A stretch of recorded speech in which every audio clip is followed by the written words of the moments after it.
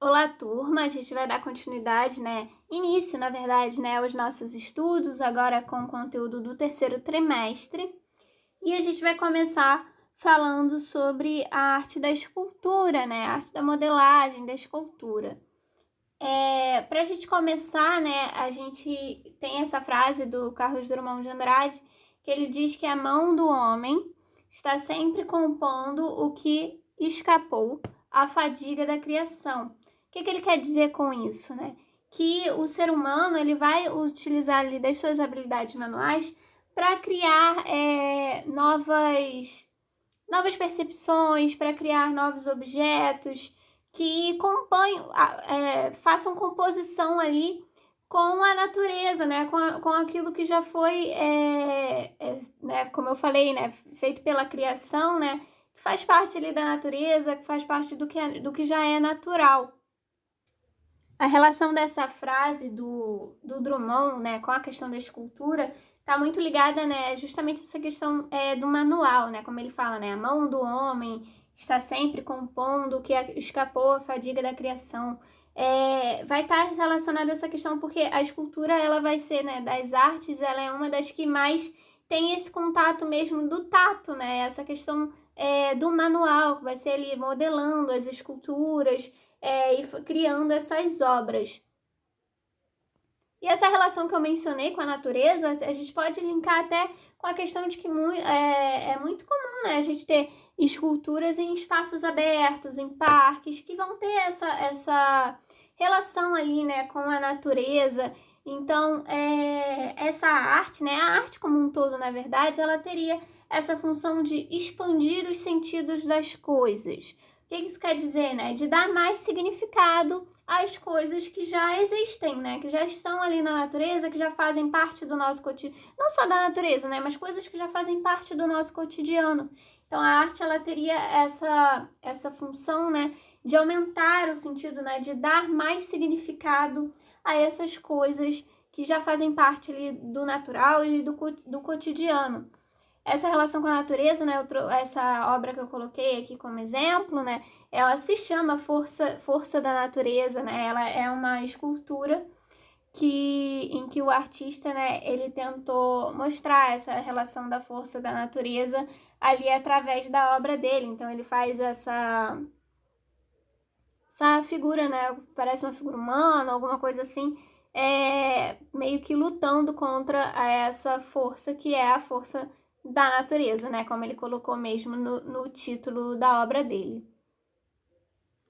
Ainda tem essa relação, que eu mencionei, de ficar, num espaço aberto, e muitos espaços que tem ali, essa relação com o parque ou a beira do mar, que tem essa relação ali com a natureza, direta ali no ambiente.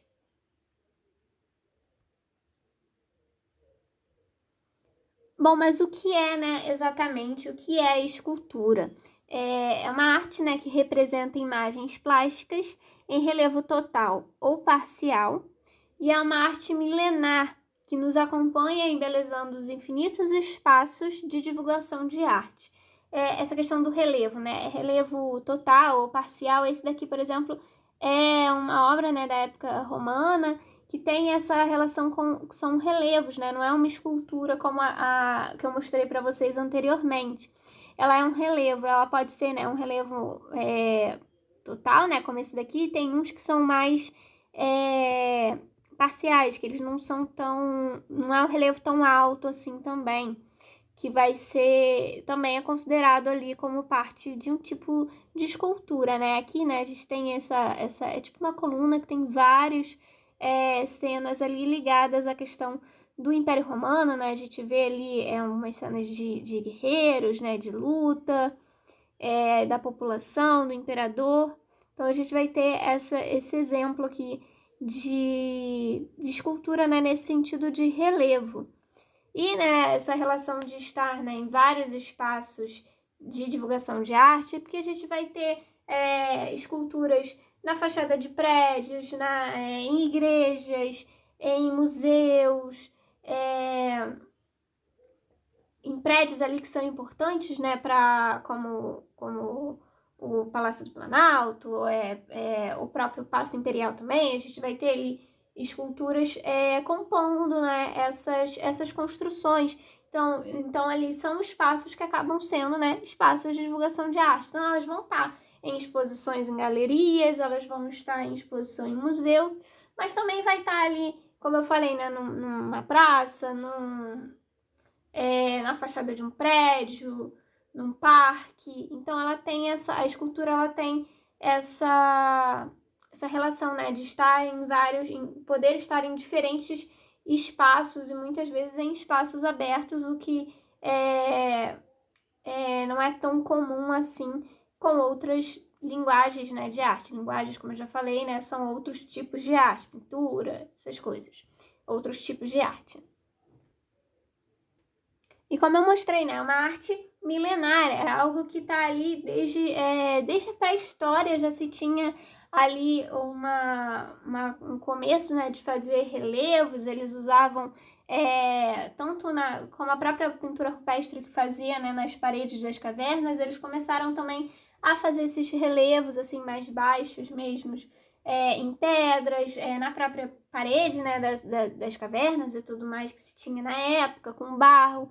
Fazia-se também, né, na época da pré-história, fazia-se ali com ossos de animais também, e isso foi se desenvolvendo com o tempo, com a descoberta de outros materiais, como o próprio aço, a argila, depois o mármore, né, que são as estátuas ali da Grécia, né, que a gente vai ter essa relação, a gente tem, né, muito essa relação com esse tipo de material. E foram, né, sendo utilizados cada vez mais diversos tipos de material, desde lá da pré-história, passando pelas civilizações que tinham ali no Egito, né, na África também, tinha muito essa relação com se fazer nessas esculturas. Outra questão também que vale ressaltar é que a escultura, né, a gente pode destacar aqui que ela tem uma relação com duas questões, né? A religião e o poder. A religião é que, desde lá daquela época que eu falei, né? Desde a pré-história, quando já se faziam, né? Começaram a se fazer, né, as esculturas ali, primeiro em relevo, depois se fazendo com ossos, e depois descobrindo ali, né, com formas de se esculpir em pedras e usar argila. O ser humano ele passa a ter fazer essas esculturas, né, para ser uma forma ali de culto, de culto ao que se consideravam sagrados, né, na época, uma forma ali de manifestar as suas crenças. Então, por exemplo, essa é uma escultura dessa época, né, é uma escultura pré-histórica chamada Vênus de Willendorf, e que ela vai estar ligada ali ao culto da fertilidade, segundo ali os estudos, né, pela composição, pela forma como ela foi feita ali. Os estudiosos, né, chegaram a essa conclusão de que era ali uma escultura, né, ligada a esse culto à deusa da fertilidade. E na Grécia, né, como eu já comentei, a gente tem muito isso, essa ligação, né, com a religião, muito com as crenças, né, muito forte quando a gente pensa, né, que as esculturas gregas, né, que são ali, acho que é a principal, né, forma de arte que se vem, né, na nossa memória quando a gente pensa na arte grega, ela vai estar muito ligada com a questão dos deuses e de seres mitológicos. Essa daqui, por exemplo, a gente chama de alegoria, né, que é a vitória a vitória, né, representa realmente a vitória, né, a questão de se ganhar algo, né, de se sentir vitorioso. Então, eles fazem essa figura, né, mitológica ali. Era uma mulher, né, a gente não tem ali algumas partes, como não tem a cabeça, por exemplo, por conta de ter se deteriorado com os anos. Mas a gente tem ali, né, aquelas asas e tudo mais. Então, vai estar ligada a essa questão, né, mitológica dos deuses gregos. E que se tornaram ali, como eu falei, né, a principal forma de arte, né, quando a gente pensa na arte grega, por exemplo, e se tornou ali o símbolo da Antiguidade Clássica. A Antiguidade Clássica é esse período da Grécia Antiga e do Império Romano, né, a gente chama esse período de Antiguidade Clássica. E quando a gente estuda, né, sobre isso, essas estátuas ali gregas são um símbolo, né, um marco mesmo desse período. Sendo ali nessas representações dessas figuras mitológicas, dos deuses, né, que eram muito importantes. E essa ligação com a religião, ela se manteve, né, com outras religiões. A gente tinha isso também no Egito, teve em civilizações mais antigas, ali na Mesopotâmia também, como eu já mencionei aqui, também na África. E até hoje, né, a relação, por exemplo, na Igreja Católica, principalmente, tem uma ligação muito forte também de se representar ali o sagrado, né, e figuras, né, divinas através da confecção de esculturas e de imagens. Agora, a outra relação é a relação com o poder, né? Que poder é esse? A gente está falando sobre essa relação com o poder político, né? Dos governantes. Então, ali, né, como eu botei, com o passar do tempo, a escultura foi ganhando um aspecto mais político. Era uma arte que representava figuras importantes, como eu mencionei, né? Era a arte que representava os deuses, ali na Grécia, por exemplo, e por isso os governantes passaram a utilizá-la para enfatizar o seu próprio poder. Então, era muito comum, isso passou, né, a ser muito comum, principalmente ali durante o período do Império Romano, né, o auge do Império Romano. Muitos imperadores, né, faziam inclusive suas esculturas como se eles estivessem fantasiados, né, vestidos como deuses, como alguns imperadores se mandavam, né, encomendavam esculturas ali que mostrassem eles como Hércules ou como Dionísio, que eram deuses ali desse período, né. E aí, na questão de Roma, do Império Romano, tinha também essa relação porque, como eu coloquei aqui no slide, por conta da conquista de território, da grande, né, conquista de território, durante o auge do Império Romano, esculturas e bustos dos imperadores tinham grande importância, pois representavam a presença do próprio governante nas cidades conquistadas. Então, não era só uma relação assim de ornamentação e de homenagem. Era, na verdade, ali uma forma, como o Império Romano, né, conquistou muitos territórios, era uma forma do imperador ele se representar nessas cidades conquistadas. Então, há histórias ali que se tinha exigência de que as pessoas, né, daquela cidade prestassem homenagens às estátuas, fizessem referências às estátuas.